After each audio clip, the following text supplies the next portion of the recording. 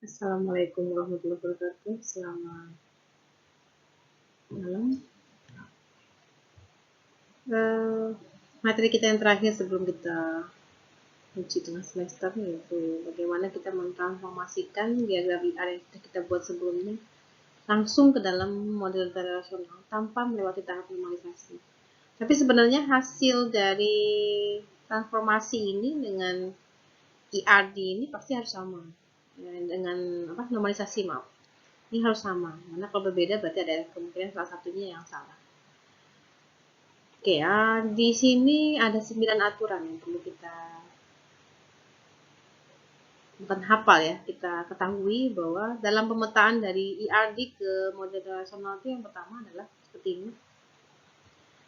Saya ambil warna dulu biar terlihat di layar. Jadi di sini ada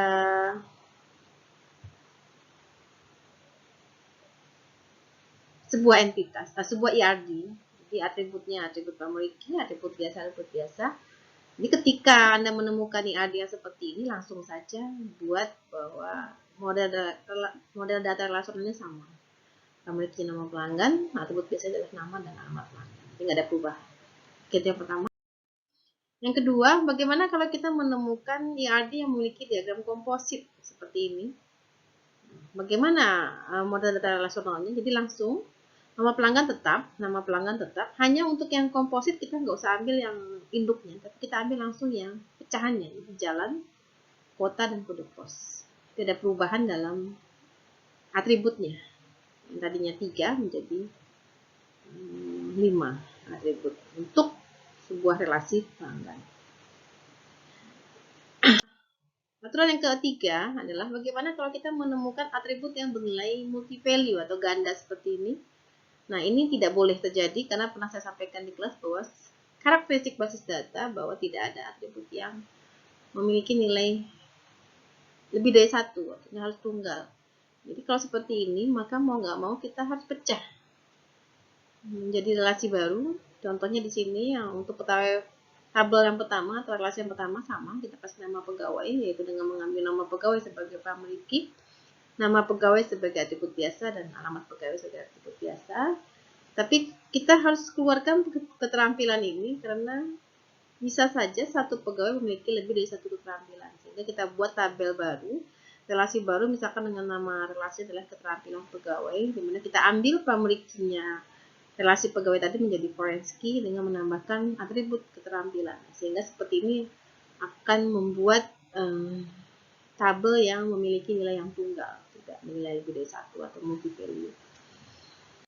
Aturan yang keempat, yaitu di sini ada bagaimana memetakan IRD yang memiliki hubungan satu ke banyak. Kita lihat di sini adalah minimal 1, maksimal 1, lalu di pesanannya adalah minimal 0, maksimalnya adalah many.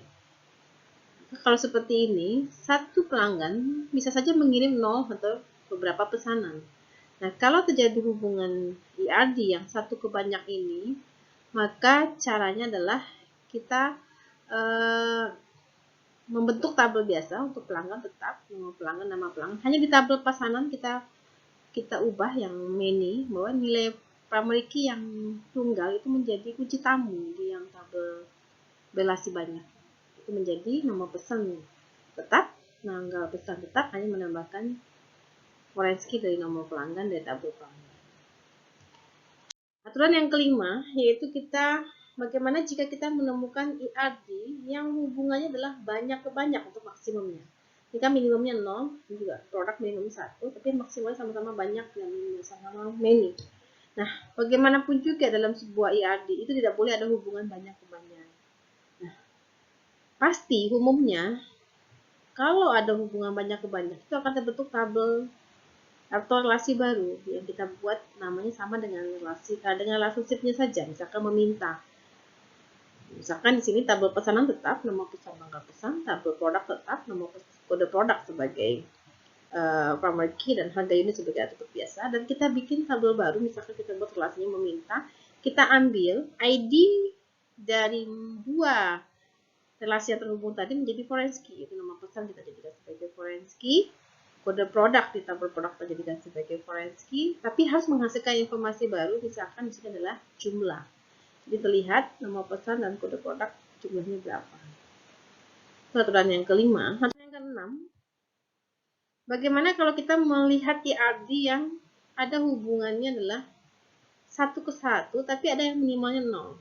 Jadi ada yang satu dosen mengepalai 0 program studi atau 1 program studi. Nah, kalau seperti ini, hampir sama dengan yang tadi, yaitu di tabel yang relasinya 0 tadi, kita masukkan primary key di tabel yang relasinya 1 tadi, itu nomor dosen, sehingga menjadi berubah di tabel program studi menjadi kode prodi tetap. Nama prodi tetap hanya menambahkan nomor dosen sebagai foreign key, dan kita bisa tambahkan kapan nomor dosen tersebut, tanggal penugasannya untuk kode prodi yang ditentukan.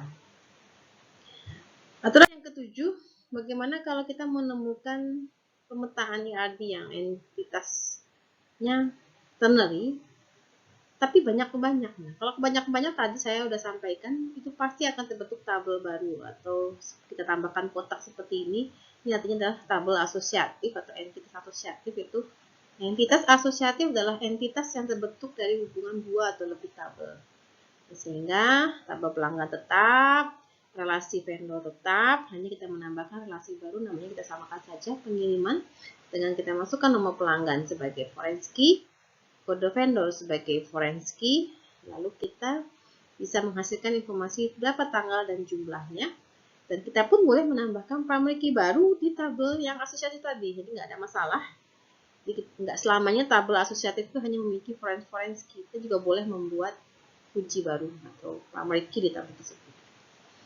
Aturan yang ke-8, bagaimana kalau kita melihat IRD yang hubungannya adalah derajatnya adalah unary atau satu relationship menghubungkan satu buah relasi saja. Misalkan di sini satu orang pegawai mengepalai 0 hingga beberapa pegawai. Nah, biasanya kan kalau hubungannya unary ini kan diberikan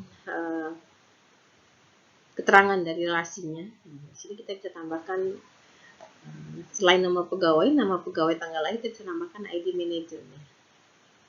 Jika dia memiliki hubungan satu ke banyak. Sama kayak yang tadi di awal, bahwa yang kunci yang satu menjadi kita menambahkan ID untuk manajernya, untuk membedakan bahwa dia bukan pegawai tapi dia adalah manajer yang membawahi 0 hingga beberapa pegawai.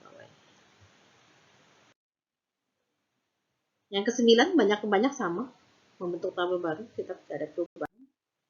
Nah, berikutnya silakan dikerjakan latihan 1 yang ada di pesanan barang di modul yang sudah saya berikan di IRD. Tolong buatkan relasinya, lalu ubah ke dalam relasional. Lalu berikutnya sama, latihan ini Anda perbaiki, Anda buat IRD-nya, lalu buatlah model data relasionalnya. Jadi ada 2 tahap ya, buat IRD dan buat langsung menggunakan aturan 9 tadi dalam relasional.